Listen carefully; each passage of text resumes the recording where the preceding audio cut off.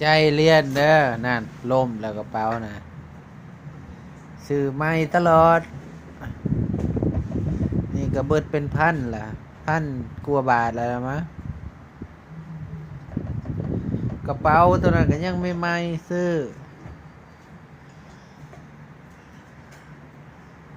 เลยตั้งใจเรียนนะชมคือเสียเงินเสียนี่ได้เว้ยกระเป๋าใบจักบาทแล้วกระเป๋านะเกือบเด้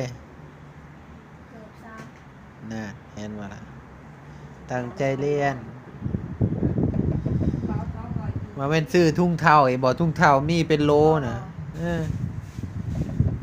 เรียนล่าเล่นกับหมู่กับคู่ร้ายก็จะไปเสื้อร้ายคนคู่มือนี่เสื้อตัวเองอ่ะดีที่สุดอย่างเฮ็ดอิหยังก็เฮ็ดอย่าไปสนใจคำเว้าของคนน่ะ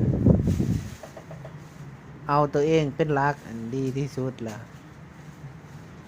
ตั้งใจเรียนเก่งไอ้นี่ก็หาก็ไปซื้อ